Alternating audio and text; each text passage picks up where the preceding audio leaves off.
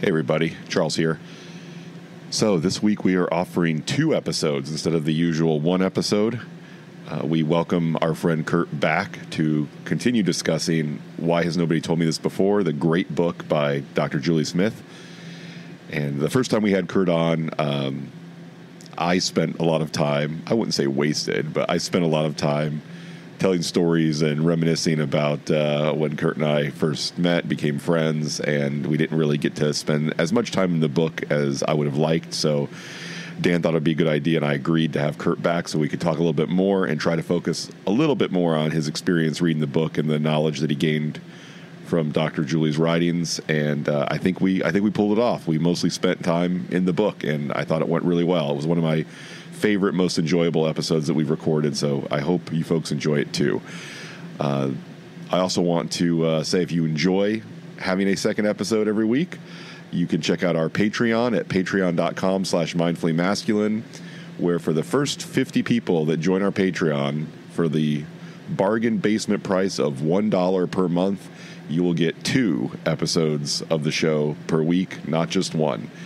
And so if you're, again, among the first 50 to sign up, $1 a month is all you have to pay, and that will always be your price as long as you keep your subscription active. So check it out. Again, that's patreon.com/mindfullymasculine. Alrighty, enjoy the show.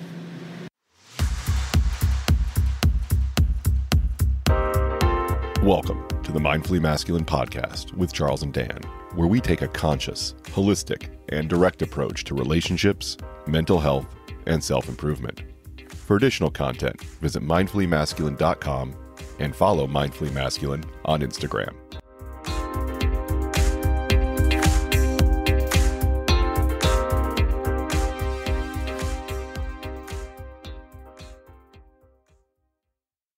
Good morning, Charles. Good morning, Dan. How are you? I'm fantastic now. All right. Good. I got coffee this morning, unlike our last episode where I was sitting here drinking tea like a maniac. So, how was your Labor Day weekend, Charles? Let's see. Labor Day weekend. Oh, I was going to drive to Denver, but that didn't work out because the vehicle I was going to drive in had a carbon monoxide leak. So I only made it as far as New Smyrna, and then we had to cancel the trip. Okay. So now we're going to work on trying to resolve that issue and drive somewhere else at some point in the future that's not Denver. Got it.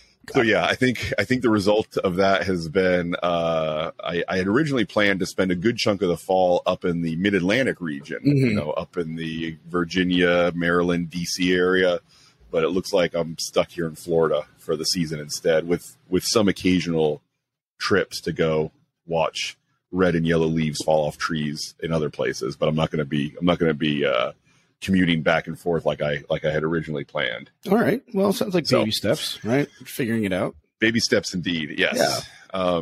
Hey, by the way, Kurt's with us again because we talked about nonsense like this too long and didn't focus on Why Has Nobody Told Me This Before last time. Yeah, let's not make that mistake again. We brought again. him back so we could talk about the book a little bit more, right? And get some of his insights. But here we are talking about other things instead. Kurt, how are you doing? How was your Labor Day holiday? Did you celebrate by unionizing your company? Absolutely. We banded together to not form one for sure. So it was wonderful. You and Richard decided to get into some collective bargaining with each other for your pay. I engage in a collective bargaining of 1. So it's uno, we'll say. So it was wonderful. Thank you for asking. We flew up to North Carolina, played golf and tennis, and then came back and had a Labor Day at my friend Erica's house. So awesome. Dad's 80. I didn't know you play tennis. Absolutely. Yeah. We'll need to play sometime. I can't really play golf, but I gotta. Yeah, Kurt. I've enjoyed Kurt's videos for years, watching Kurt play all the white boy sports, and I'm tempted to secretly learn squash just so I can one up him someday. Like, oh, Kurt, would you like to join me for some squash? Oh, you don't play? I'm sorry. Yeah, I'll play. I'll learn. But now pickleball is the big thing. I have a couple of friends that are interested in that. So you boys, I want to get into that. Yes, absolutely. I legit want to get into pickleball. I was at a hotel. They had a whole pickleball court, and I was like, as part of like their rec area, and I was just like, what? I didn't realize it was that popular for a hotel to actually make a dedicated area for pickleball. That's awesome. Yeah. Seriously.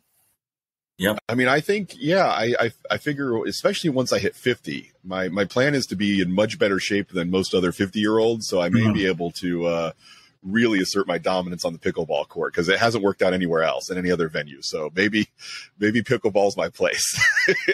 Stake your claim. So nice.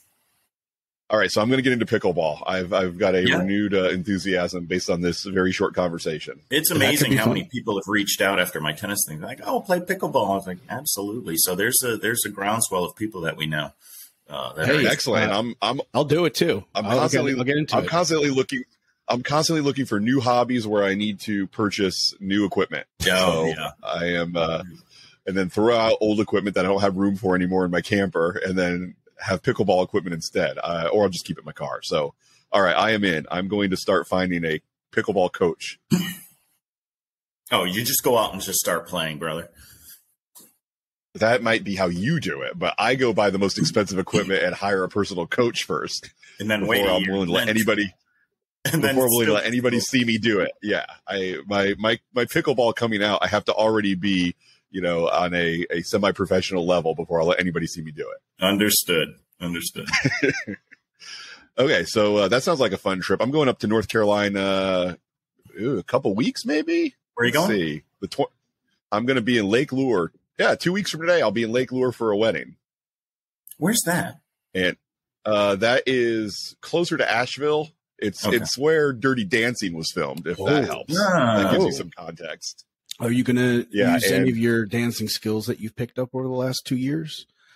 Yes, I am. At this wedding, you're going to do a little swing? Absolutely. I can't wait. I did some, at my last lesson, I did some triple step swing, and still not a huge fan of that. But the last song before we left the lesson, I went back to cha-cha. And I tell you what, just because of taking that lesson with Nanette, I still remember like just about all the moves from cha-cha. So I think I will be doing mostly cha-chas. Oh, interesting. And Victoria taught me a little bit more about how to recognize a song that's good for cha-cha versus one that's triple step swing. So if it has horns, it's swing, but if it has a real heavy bass line, it's probably cha-cha. Oh, I did not know that either. That's a good tip. Yeah, so you can carry that with you. Yeah. Yeah, I've been taking some the formal foxtrot lessons in a group class, and I know we did some one-on-one, some single, and it's so much better in the group class. It's nice. It's nice. Learn how to walk backwards, and you actually need to move your legs like you're doing a moonwalk if you're going to do it properly for foxtrot to make it look this smooth action. And that was really interesting. I didn't realize that, and I also didn't realize that there are a lot of blends of modern music where they do, modern music to a foxtrot beat. And, interesting. Some Coldplay, some Michael Jackson, stuff like that they did to a foxtrot beat. So, I know Kurt's a big fan of Coldplay, so. It's always Coldplay. More like old play. Oh, no. Woo! Ouch. Burn. The pun is the lowest form of humor. Yeah. Okay. So let's talk about last episode with Kurt was a big success. We got a nice little bump out of our downloads. And so I think what we're going to do this time is release it as a bonus episode. Probably, I'm thinking next Thursday, maybe. We let her rip as a bonus episode. Yeah, we can see. Yeah. And and then we might help our download numbers a little bit for a week-to-week situation by putting 2 out there. And I'm always looking to cheat the algorithm to make us seem better than we are. And hey, whatever I works. think impossible. Yeah, thanks, impossible. Kurt. I appreciate your help. So I wanted to start out by asking this. I've got the book in front of me, and I'm looking at some of the units or sections or whatever Dr. Julie calls it. But Kurt, what did you find to be your favorite parts of the book? Like, what topics did you think that she addressed in a way that you felt more, spot on or meaningful than you've seen addressed in other locations? And I have my notes here actually. What I really liked was the values section. Oh, okay, interesting. So at the very end. Yeah, and you actually had brought this up in a conversation that we were all having about kind of bringing up one word that defines you. Yeah, I remember that at Mathers a while ago. We did that. Yeah. And wait, what was it? What was the? What? How did you phrase it? I asked Kurt and Richard, I was like, if you had to, sort of boil down your core value to one word, what would you call it, or how would you label that? And I believe mine was, and it changes, but I think mine was probably autonomy or independence. That seems to be the thing. I remember it. Yeah. Independence. Okay. And I don't remember what yours or Richard's was, because really the whole purpose of the conversation was so I could share mine. I didn't really care. Right. And then nod your head when listening to much to what you guys had to say. Much like this podcast. This is more about what Charles needs to say. So yes. Right. It's about me putting my ideas out there and people that I give the privilege of reacting to them. Correct. Yes. I just happen to have the most privilege of everybody out there. So yes. Exactly. My reactions that get recorded. And now Kurt has joined the fold. So yes. So okay. So yeah, what do you remember about that? Legacy. Interesting. Yeah. Okay. So And how do you see that impacting your day-to-day decisions? I'm curious to hear about that. So legacy meaning kind of boils down to having and building a family and a legacy. Okay. From my familial history, I guess.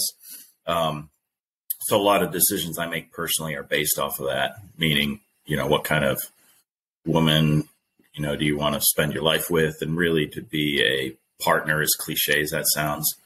And so that's cliche for a reason, right? Does that mean that there's something based on that?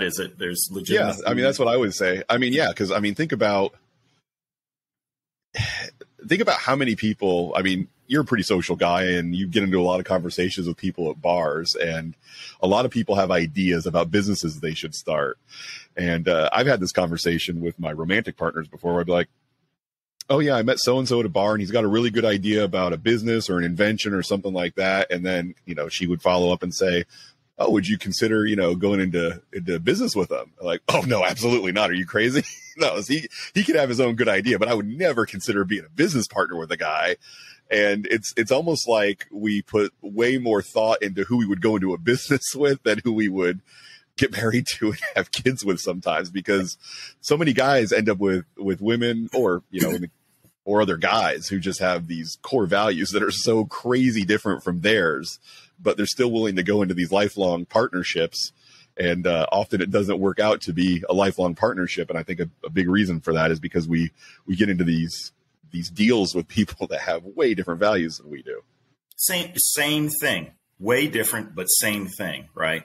So, yeah. Well, I don't trust that guy to go into business with, but, or I don't trust that female to go into business with, but I'll have sex with them and I'll have a baby with them. Yeah. What? It doesn't make any sense. Right. You have a one night stand with somebody that you wouldn't have a baby with. I kind of make those correlations. Sorry, fellas, if that's your proclivity, but no, I mean, I was kidding. That's okay.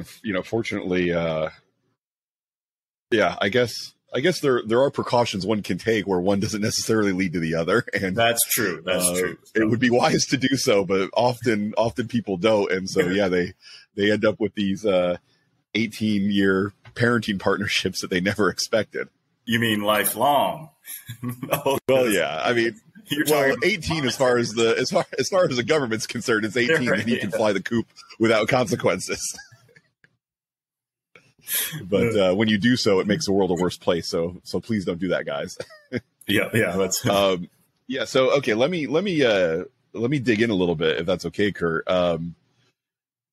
It seems like, okay, so my core value of independence, which I'm not sure that I still own that at the level that I did when we had that conversation. I think there are probably other things that after I've done some examination, that's not my number one. But with it being legacy,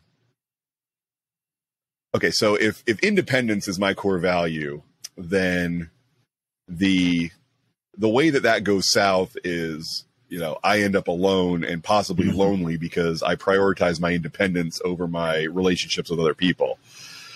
Legacy seems like a pretty high pressure core value to have, because you do have to put every interaction you have with a potential partner has to go through that lens of, is this going to be the right person to start this family with, to continue the Wetterman name with, blah, blah, blah. Does that feel like pressure to you sometimes? Absolutely. So, there was a lot of painful realizations after my last long-term relationship that I had to come to grips with. That was extremely painful, that I may not have one. I may not have kids. And to actually sit and tell myself that was like, death blow. And that's embellishing a little bit, but you have to be real and to accept that. So, to answer your question, so I dated, Brooke for a little bit. But, before that, it was 2 years that I hadn't dated at all. I had to stop, get my own foundation in place, no pun intended, since I'm in construction, and kind of put developing that legacy on hold, which, sometimes you need to wait a little bit for the right one to come. Not the next one, the right one. And it's the same thing in business. One of the books I read is they talk about your people don't make the difference. The right people make the difference. Same thing in a relationship. Right. It'll take you 5 years to find the right person, but don't just go to the next one. Find the right one. And that's all different for each of us, right? Yeah. And I can empathize a tad bit with our lady listeners, assuming we have any, who, might roll their eyes a little bit. Well, like, oh, look at Kurt. He's got the luxury of waiting as long as he wants to. And it's like, he kind of does, but, that's, and whether that's fair or not is for God or Charles Darwin to decide. But, and I've listened to several female friends talk about their other female friends of themselves where, in their early-ish 30s, they're, kind of dealing with some depression where they're not married, or they feel the pressure to have kids or get into a relationship. So that's real for them at that age where, the old biological clock is ticking. Yeah. So I've heard that quite a bit too. And if I may pivot, in the last podcast, I had made a comment about, you had asked me about dating. Is it bad out there? And I was like, oh, it's not bad. And I felt like I might have hurt some people's feelings when I said that, especially for the women. There are a lot of amazing women out there that I've met. So the dating pool there's a lot of opportunity out there. I don't know about the guys. We always kind of joke about the guys. I'm like, ugh.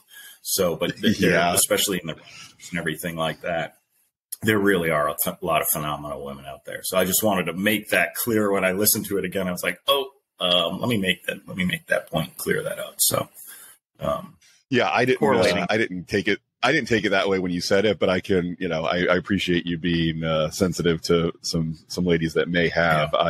You did remind me of something that one of our favorite topics to joke about, which is, one could argue it's superficial and petty, but that's why I enjoy it so much, is this epidemic that we notice when we go to a nice place and, we take the time to dress up and look nice.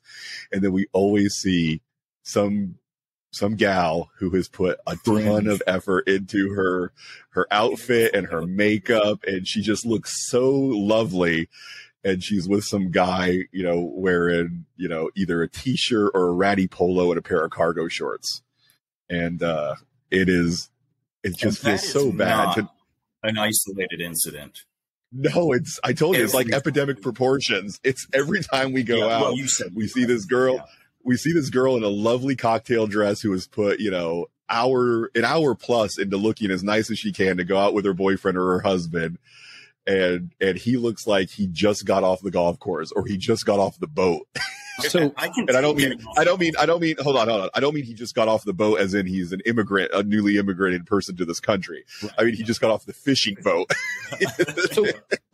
So who are you blaming in that situation? It sounds like you're blaming the guy. Yep, I know where you're going. I mean, nobody's holding a gun to her head to stay with this guy. If that's the situation, right, correct. Yes, we don't know the situation. So I mean, but you know, in most situations, I mean, even people who have kids together and, you know, a full family together, they can get divorced if it is that bad, right? Now, yeah, it looks odd and it's just kind of like, yeah, you know, one thing does not match the other here, right? You know, but, you know, honestly, if this is something that, you know, it's not, you know, it might be sad for her. It may not be. Maybe she doesn't mind. Maybe she likes being the one that gets the attention. So, you know, by dressing up and looking real nice, and maybe he doesn't want the attention. Maybe he just wants to blend into the background, you know, so he's getting the attention. Right. Yeah, exactly. So, right. He's getting the attention. Well, from you guys, but you know, and from other women, I would say too. I mean, yeah, see, I'm not. So, okay, I'm not on. Hold on a second. Maybe she particularly likes us when they go out, that he looks like a schlub and she looks good, so that other women aren't hitting on him, or she doesn't have to deal with that jealousy thing, and he's not getting any attention and she's getting it all. What I mean, maybe is that feasible? Really, does that happen? I mean, then I'm throwing it out there. Is it possible? You might be onto something, Dan. Maybe we should go up to this girl and say, "Hey, look, if you're happy with the amount of attention this guy's not getting, you should consider a guy who's 700 pounds or has a bunch of food in his beard. I mean, then nobody would ever look at him." No, this is nonsense. We're way off here. So here's the thing: the problem is society. Oh, that's a great idea. So the problem is the problem as the great thinker George W. Bush would say. Nobody's ever said that before. The problem is the soft bigotry of low expectations. As a society, we have decided to let men get away with treating their appearance this way, and so we have artificially lowered the bar and lowered the market, where women feel like they have no better option because the vast majority of men treat going out for a night on the town this exact same way, especially in Florida. I don't know that this is the case in, you know, New York City or Los Angeles or Miami, it's different. But in Orlando, we frequently go to what is objectively the nicest bar in the city of Orlando, and we still see guys who are dressed this way. So the problem is, in this city has accepted a low bar for men going out for an evening with their women, and women in Orlando feel like they don't have an option to not get stuck with this. And if maybe I'm wrong. I'm just, as I say, I'm an uneducated genius with lots of opinions. Right. And all right. But it seems intuitive. I don't want anybody getting upset at us again. So I want to touch back into the book, Kurt's notes, back onto the last, looks like the last section. Kurt, you're talking about the values there on a meaningful life. I was just curious. So the chapters in that section, they're called The Problem with I Just Want to Be Happy, Working Out What Matters, How to Create a Life with Meaning, Relationships, and When to Seek Help. Did any of those stick out more or to you at all, more than others? There was, and so I did have a couple of notes. Forgive me, I hadn't gone back over the details, but there was the part about the relationship myths and feelings of freedom that really resonated. There's a lot of relationship myths. The part about, and I'm jumping around here, so you did focus on that one chapter. So forgive me if I'm jumping around to other chapters. Hey, take it wherever you want, man. And I love the part about creating a routine instead of a goal. That was really key. Yes. Is that if you can, I could have a goal of creating, which I do, say $1 billion in sales in my company, but that goal is so far out there. You got to put the systems and cogs in place to get there. It's like every day, if you focus on the routine, you'll get there. So that was really, really poignant to me. I love the way that she put that, because we do need to have goals, but unless you have the routine and the systems to get there, you're just going to be spinning your wheels. Yeah. How I've heard it been phrased before is the goal is really, the destination. Like if you put in a GPS, right? That's, if you're going to drive from New York to California, that's going to be California, right? But how you get there, is going to be your daily routine, right? It could be in a bunch of different ways. And the goal is really there not to say, hey, I need to be in California, right? Like if you're focusing on that, you're going to be disappointed every time you wake up and you're not in California, right? So the focus should be on, what the baby steps, the daily routine to get you there. The goal is the overall motivation, but what should be focused on is that routine that you were talking about. For sure. Yeah. Yeah, and I'm okay with, and I have some goals, but not many, and they're not written. I'm more of a big picture guy than a detail guy. So what helps me is more of a determine what my core values are, what the things are that I find important, and also try to adopt, at some level, both personally and professionally, a mission statement. And then just sort of have that very abstract ruler that I can measure my daily actions up against. So know what my values are, know what my mission is, and then on a daily basis, if there's a particular project that I'm trying to get done or a next step in a relationship that I feel I have to get to, then I'm okay calling that a goal. But I don't have anything of the nature of 10 years from now I want my portfolio balance to be ... That's personality wise, that's just not how I operate. But it's more of the okay, on a daily basis, I did that and I shared the link to that website when we covered the last part of the book, Dan, personalvalue.es. So personalvalue, VALU.es, where there's a really cool quiz for free where you can go on there and determine what your personal values are. And one of my top ones that I feel like when I focus on this one is when my life is the best, which is adventure. Some of my other ones were control, independence, freedom, and trust. But when I am doing the things that lead to my life feeling like an adventure, which does, invite a level of unpredictability and chaos that a lot of people are not comfortable with. But for me, that's what makes me feel alive. Yeah. And when I'm living up to that, when I realize, okay, I've got to do these things today. What do these things do to help me feel like I have an adventurous life? That's when I feel like I'm at my best. That's really that's really fascinating. I wanted to actually put it that way. It's like changes the perception of what you're doing, really adds life into what you're doing every day, I guess. Right. Yeah. So that kind of touches on chapter 2, the section 2 on motivation in the book. And so one of the chapters is how do you make yourself do something when you don't feel like it? And I think, Charles, you kind of just answered that. I wanted to ask Kurt that when you don't feel like doing something, but you need to do it. What do you say to yourself? What do you think? What do you do? What's that process look like for you? Do you go on a run? Do you go ride a bike, or do you just dig in and start? Like how do you approach that? All of the above. So I've got, with what I do personally, I'm responsible for, I guess not to put a point on it, but millions of dollars worth of construction value. So I don't have a choice. I have people depending upon me. Right. So that need to please, and we can get into where all that stuff comes from. But, the level of responsibility, I have to do it.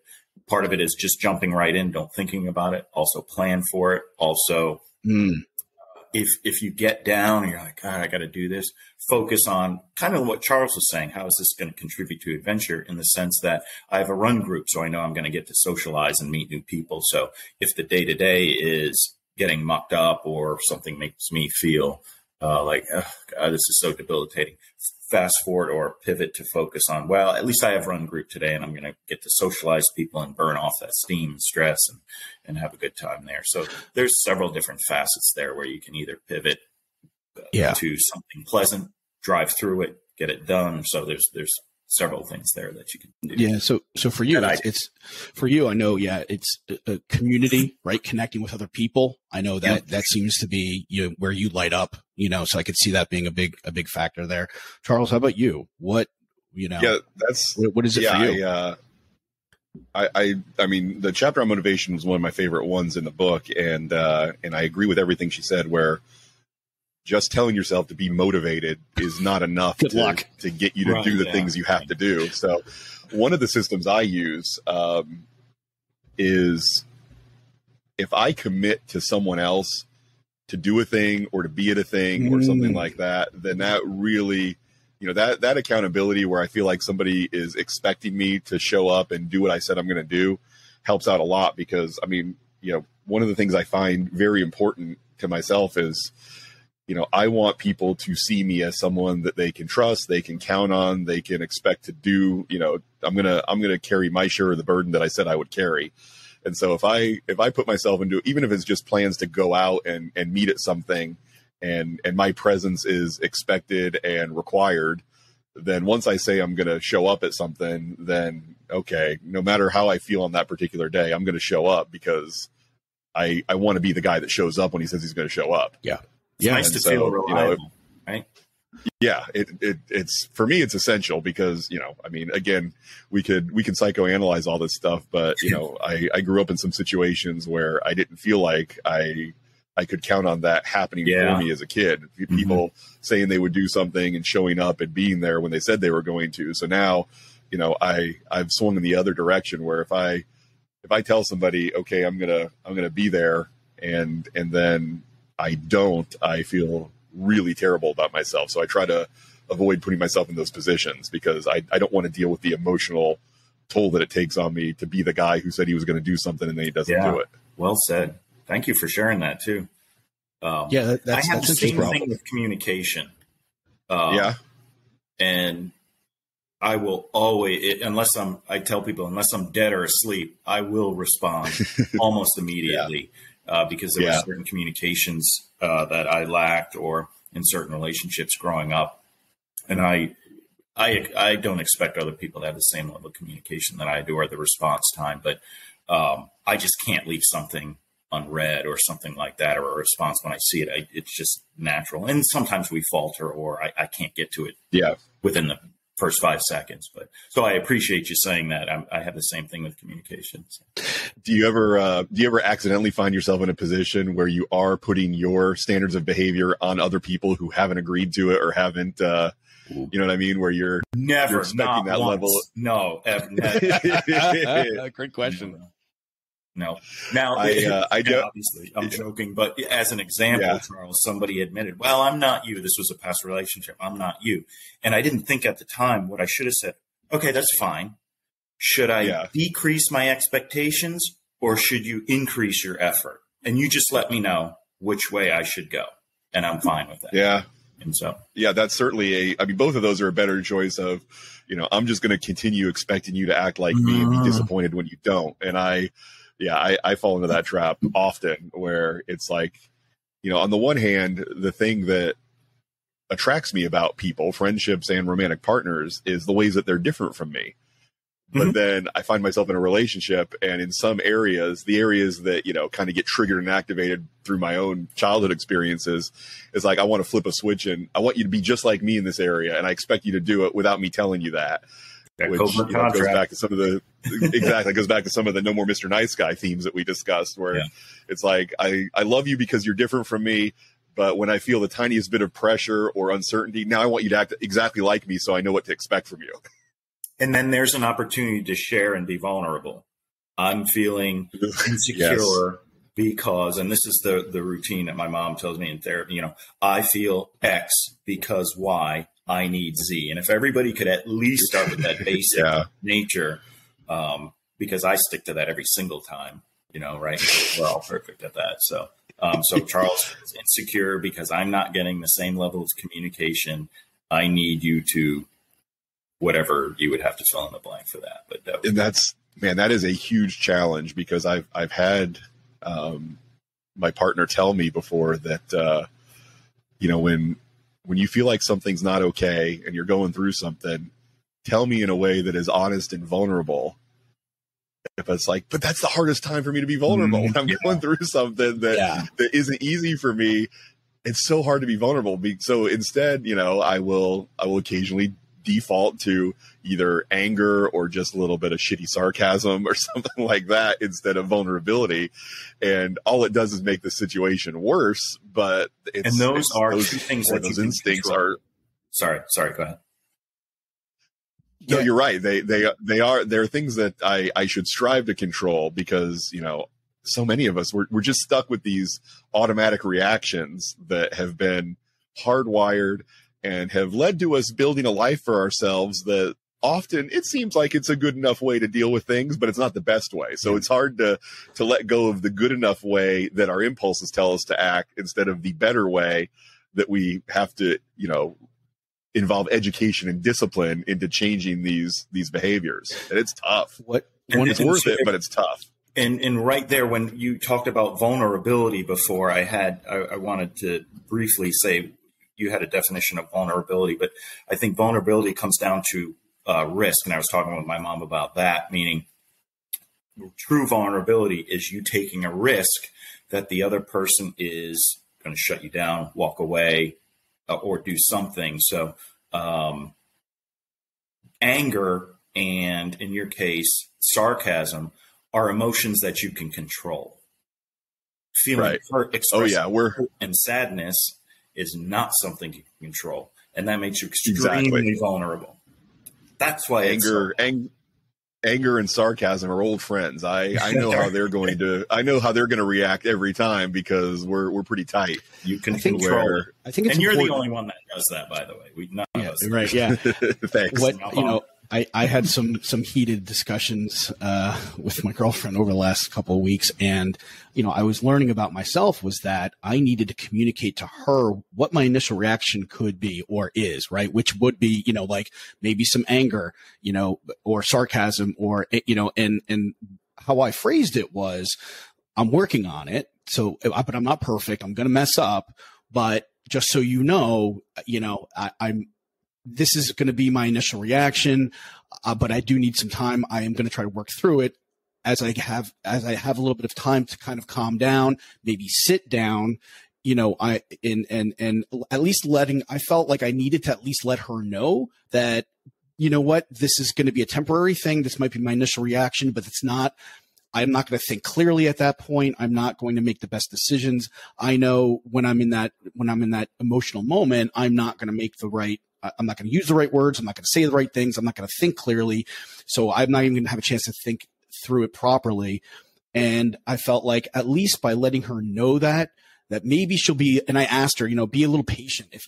I asked her, could you be a little patient, as I work through that, just hang out. Don't automatically, don't run away. Don't, also get upset if you can. I understand that, but that was my best. My thought was that was the best chance of being able to work through that.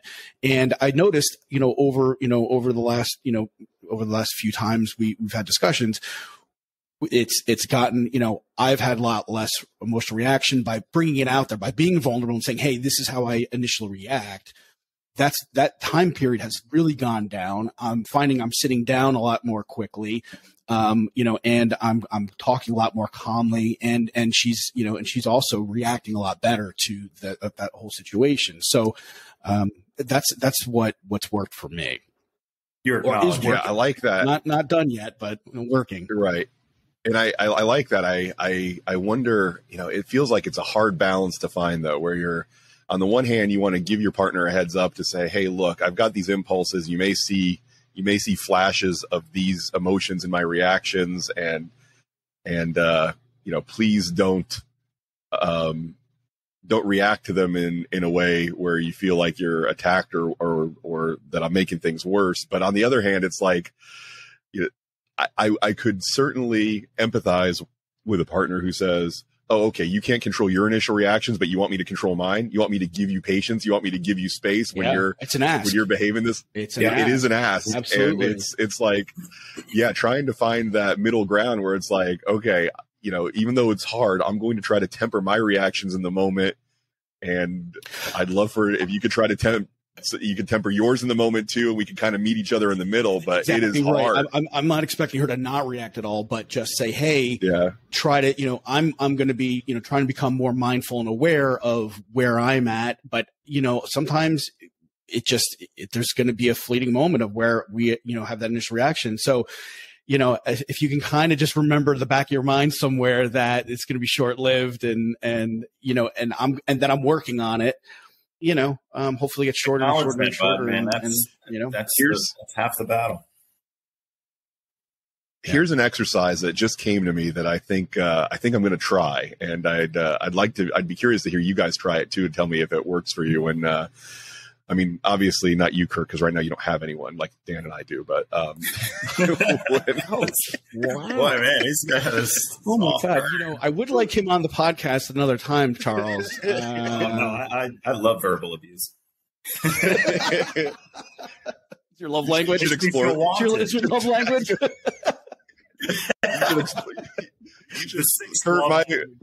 Kurt, my deep wish for you is that someday soon you're healthy enough to not be my friend anymore. That's acknowledgement. Hey, you're wishing the best for me, right? Oh, that's great. Yeah, so this is the exercise that I want to try is and please listeners, give this a shot too if you find yourself, you know, in situations where you're reacting to your partner in a way that could be making things worse because of your automatic pilot that takes over under stress. Share a picture of yourself with your partner and ask them to do the same, of you as a young child or even a baby, and say, listen, when things go south and I react to you in a way that doesn't feel good because I'm living out some of the baggage that I'm carrying, think of this picture of young Charles, you know, at 4 years old, 5 years old, and realize this is who you're seeing. This is who's coming to this conversation right now because he's scared and he doesn't know exactly how to act. I like it. And you used the word scared right there. And I was going to pivot back to what Dan was saying. Oh, that's absolutely what it is. Right. Because so anger is not a root feeling. No. I would say usually anger is based in fear or sadness. So instead of saying, I feel angry, stop, think about really what you're hurt or fearful of or sad, and start from there. Great advice. And then start peeling the layers of that onion back. Yeah, no, that's great advice. Those words, that's vulnerability. Anger's not vulnerability. I think it's also less of a trigger word too when you say I'm scared of, I'm fearful of, right? Rather than even if you say it like you're feeling that anger, you're expressing that, but if you're yelling and screaming, going, I'm scared of, it's a different than I'm angry about. It's better. It's better. Yes. Right. But it definitely makes the other person think, and just, okay. Yeah. And that's something we've talked about in our recent episodes where we've talked about masculinity so much. It's just a guy saying he's afraid of something is, our culture has just decided that's not okay. You don't get to say I'm afraid. You can manifest anger as much as you want, and that's expected. Oh, he's a guy, he's angry. You know, that's just part of being a guy, is being angry all the time. It's like, well, it doesn't have to be that way, but for whatever reason, you know, we've gotten it drilled into our head that it's okay to be angry. It's okay to be, anger, pride, and contempt were like the three emotions that, you know, as a society, the West has decided it's okay for guys to feel and manifest, and no other emotions but those three. And so, you know, we've gotten this reinforcement that, anger's not great, but man, it's a hell of a lot better than acting scared. Yep. Yeah. Well, and that might be in combat, but not in relationships, I guess. So. Well, that's the thing, you know, I mean, yeah, we often are working from a very old playbook, you know, where we're not hunter gatherers that every night we have to worry about the tribe being invaded by the tribe that, you know, lives a town over.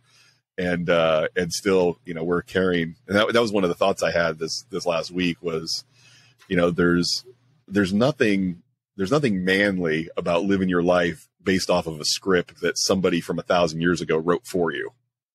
Even 200 years ago. I mean, when you even your dad's generation, you know, I mean, when you look at the development in psychology and psychotherapy and all that kind of thing within the last 20, 30 years, you know, when my mom talks about, the abuse and the child sexual abuse and all the things that only within my recollection would be 20, 30, 40 years did we delve into that and really start exposing. So when you put it that way, it's like in the whole course of human history, only within the last 20, 30, 40, 50, 60, 70 years have we had major developments. And that's a little scary, but enlightening. It is. And so, you've got all this biological and, the biological programming, I'm not saying we just throw all that baby out with the bathwater, but certainly some of the cultural programming and some of the, relational programming that we're still walking around with in our heads. It doesn't serve us anymore. And a good chunk of it, we would be better off just abandoning rather than, living out and then making putting our kids under the same pressure.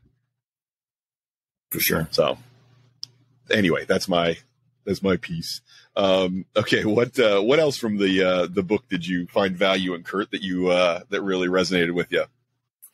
The attachments. Ooh. Oh, attachment style. Yeah. There's a great book called, I read a whole book on that stuff, and it is crazy how there's me. Oh, there's me. Yeah. I'm definitely an anxious attacher. No question. Well, and what the realization was she described to a T, and I'm not going to get into details about what or who, the anxious attachment.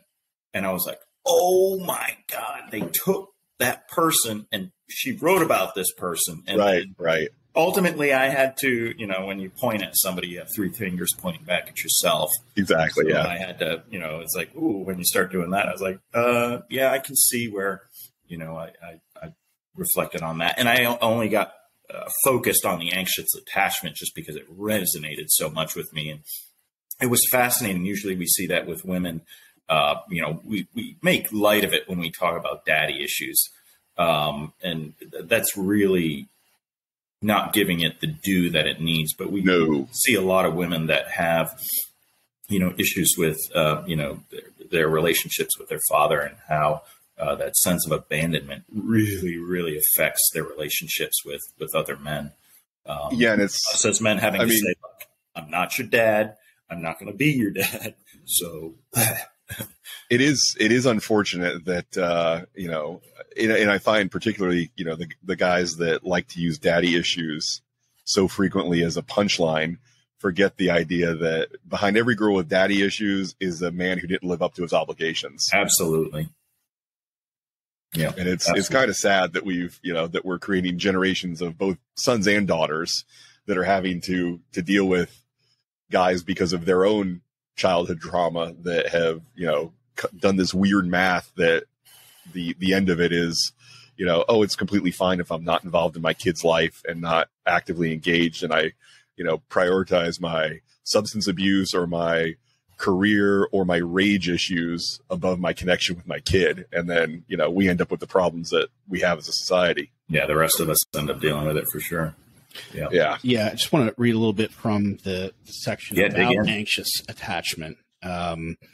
And it's similar to the, No More Mr. Nice Guy, a lot of what Dr. Glover was saying in his book, but basically that anxious attachments can show up in people-pleasing behaviors, struggles in expressing personal needs or avoidance of confrontation and conflict, and a focus on meeting the needs of the partner to the detriment of one's own personal needs. And then that ends up rearing its ugly head in terms of being resentful. Eventually, that person finally explodes. But she kind of, again, one of the reasons why I love this book is she gives real answers and little quick tips and stuff. Really, the answer, she says, is the anxiously attached partner can practice a sense of safeness independently from their partner by building their sense of self and learning to soothe themselves. The partner can help this by providing more consistent connection without waiting for the other person to ask for it. So these are things that they can work on individually as well as a couple. The reassurance, the constant reassurance. And so there were several facets there that person's trying to fill that lack of emotional connection with a father figure, a male figure in their life, looking to the other person needs that constant reassurance. And if you don't provide it, it's like a self-fulfilling prophecy. Exactly. Because it's almost never enough, right? that's the thing, is that it's a bottomless pit, and that's emotionally because you're putting a Band-Aid on it. You're resolving the feeling, right? You're getting rid of that feeling immediately by getting that reassurance, but then it rears its ugly head again because you're not fixing the actual root cause of the problem. And what she talks about is you need to focus on doing things on your own and work towards that rather than just looking for that quick fix. And that's what I tell if I'm. Go ahead, Charles. No, go ahead, please. Go ahead, Kurt. Please finish. No, I was just going to say that's when I say counsel, but when I talk to some both men and women. If you want to find out what that person's going to be like in a relationship, and this, again, let's use the word cliche, ask what their relationship is with the opposite sex. So there are mama's boys out there, just as there are, I'm using the Daddy's term, girls. but it's demeaning. Girls with daddy issues and stuff like that.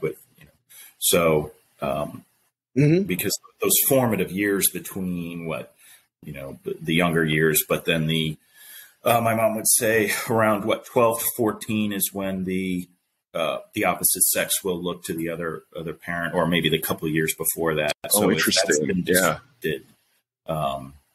That person has, and don't get me wrong, I'm sure we're going to get people, that's the wrong age or something like that. But there are those years where the child will seek, whatever it is. That's the sex. Well, that completely makes sense that it would be in that middle school range, because I just thinking back to my own experiences of, starting to notice girls and starting to think about asking girls out and stuff like that. That 5th grade, 6th grade, 7th grade time period. It was definitely, it would make sense that at that point you start looking to your parent of the other gender to kind of get clues and understand how those people, are going to relate to you. I would like to, on the section of attachment, I'd like to give a shout out to guys who have a similar experience as me, which I would say it can be difficult sometimes. So to be a guy with an anxious attachment style has some very unique challenges, in that the things that it takes to kind of soothe that attachment or soothe that anxiety in the relationship, you have to ask for things that at times can feel not masculine. Like that reassurance and going to your partner and say, hey, this is bothering me. I'm feeling some anxiety about this. When you referenced, that guy you're friends with or you worked with, it made me feel a little uncomfortable. Just airing that laundry to your partner with that anxious attachment style, it can feel like, oh, this is stuff that's not supposed to bother me. It's not supposed to affect me, but it does. And so I'll just keep quiet because it doesn't seem manly to tell her that I've got this concern. It can be difficult sometimes, and it's hard to navigate that. Vulnerability. Charles, before you even get to that, just as, we've been talking about before in terms of society, a man having to ask for anything is already, right. You're already kind of putting yourself out there, being a little bit vulnerable, saying, hey, I can't provide for myself everything that I need. Right. And of course, exactly. nobody can, live in isolation like that and do that. Right. So, So first of all, even just the fact that you have to ask for something, and then on top of that, you're saying, hey, it's something tied to, an attachment or, being, anxious, that's a double whammy. So what I would say is anybody that makes the effort anybody in your life that makes the effort to even ask for anything, treat them with, be kind to them, treat them with kid gloves, encourage them, thank them for sharing any kind of vulnerability or even asking. Or the other day I was thanking someone for just communicating with me, and just because I can't, I don't have ESP, I can't read minds. And so that's the thing. Reinforce the behavior that we want. Oh, yes. Yes, Dr. Letterman. That's correct. That's why whenever subcontractor calls me back, I say, thank you for following up. Yes. Yes, absolutely. Yep. Thank you. I do the same. That's why I want to thank Charles for being vulnerable. Thank you for sharing. I do with emails and stuff with customers or partners. I thank you for the quick response. Thank you for because a lot of them, it might be like weeks before I hear something back. So exactly. All right, fellas. Well, we're getting to the 54-minute mark. Is there any last things before we close out that you found to be important or insightful things from the book that you don't want to let go unmentioned for another episode? No, I did have something about a previous podcast that you guys were talking about. Oh, please. Let's do it. It was stuck on my head. I was listening to it in the plane, and you were having an issue because you were presenting two outfits, saying, which one do you like, when you had one in your mind. So I was thinking of a solution. So the solution is, if you know that you have an outfit in your mind, ask for validation of that one outfit instead of giving them a choice. Right. Oh, say, you're right. Yeah. This outfit. So they get the reinforcement that you want to hear their opinion, but it's about one thing that you really had your mind set on anyway. Now they could say it's ugly. Thank you for sharing. I asked. Yeah. But so let me conflict. Let me clarify that a little bit. I was talking about how I used to go to my ex-wife for advice about outfits or clothes that I was going to wear, and she would get frustrated because so often I would ask and then not follow her recommendation or her preference, where she would tell me I like this one. I was like, okay, I'm going to wear the other one, and it drove her crazy. And I kept it up for far longer than I should have. So, it would have been, and that's been kind of a theme the last week or so has been the dangers of indirect communication, where you're not really putting out exactly what you're feeling or thinking, and you're kind of you've already got a little bit of an agenda or you've made your mind up a little bit, but you're pretending like you're completely open to something when you're not actually. And I've struggled with that the last week or so. And it would be far more easy it would have been easier on both of us if I was just like, hey, I'm planning on wearing this. This is the direction I'm leaning. I'm also kind of thinking this might be a way to go. So do you think the one that I picked is the way to go, or do you have a reason that this one might be better? Like if I just put it out there that way, just it would have set the expectation. Exactly. Makes the context completely different. I'm going to ask a vulnerable question here, Charles. I think you already answered on the podcast though, but from what I remember is you didn't really care about which one you were going to wear. It was more about kind of poking back at the axe. I don't know if I want to completely own that that's what was going on. I didn't think about it that way in the moment. I never did. I really, in the moment, it felt like I just wanted advice because I wasn't sure. Okay. But then it was like hearing the opposite direction of what I guess subconsciously I wanted to do just made me firm up on, no, I'm wearing this other one instead. I don't know that I was being completely passive aggressive, but it's a possibility. I'm open to it. I mean, I'm just wondering that, the version of me that was around, 6-7 years ago knew far less even than I know today about what motivates me and what drives me. Yeah. I'm still clueless in a lot of areas, but I feel like I knew way less back then than I do now. And so it's possible, and I'm sure I've done similar things in the past. And what goes through my mind is maybe at the time I was looking for ways that I had common things in common with that partner. And if they didn't, and if they didn't agree with me, then it kind of, gave me some more information about, okay, well, maybe we have less in common than I thought overall.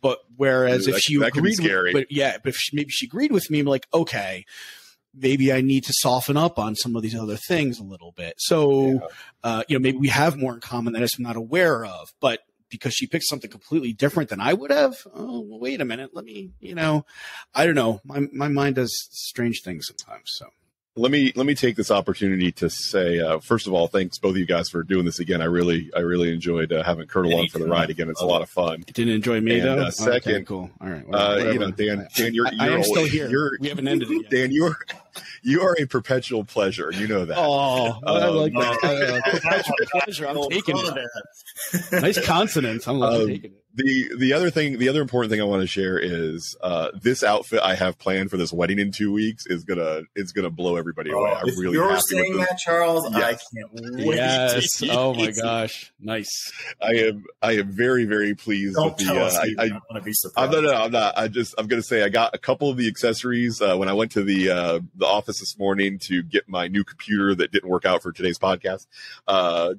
Two of the other packages that I had were some of the accessories that are going to be going along with this outfit that I'm wearing to this wedding. Oh my goodness. And I'm real excited. This is like up there with some of my favorite get-ups that I've adorned. I'm picturing a Dumb and Dumber tuxedo.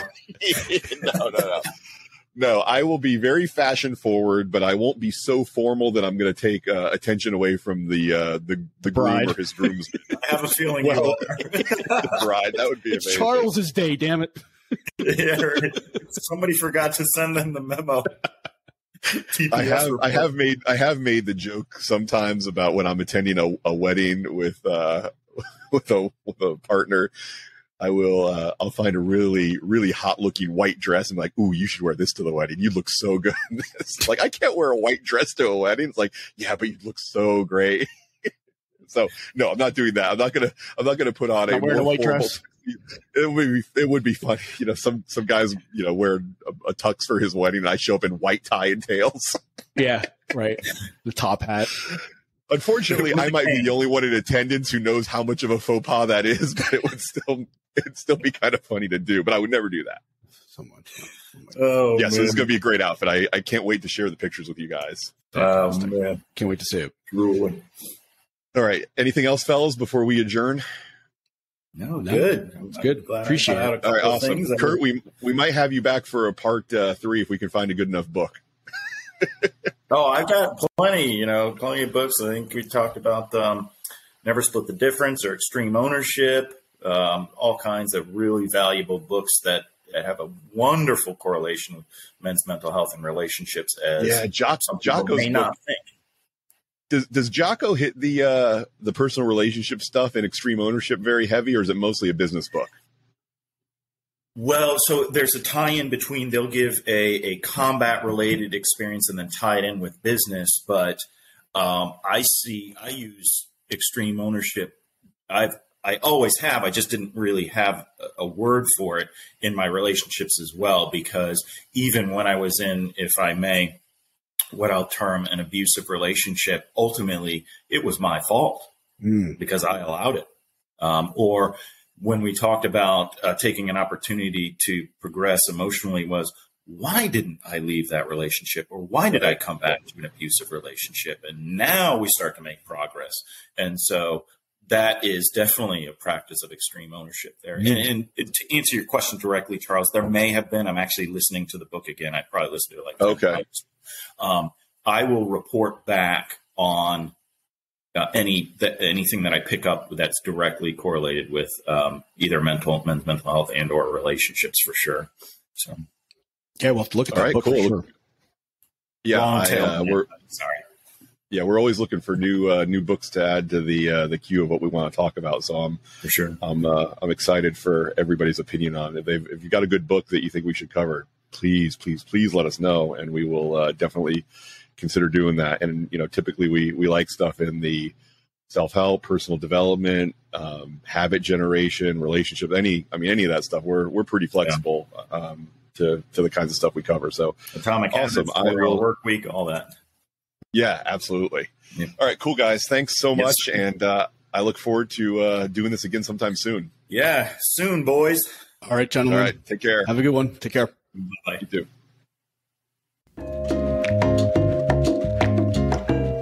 Thanks for spending time with us on the Mindfully Masculine podcast.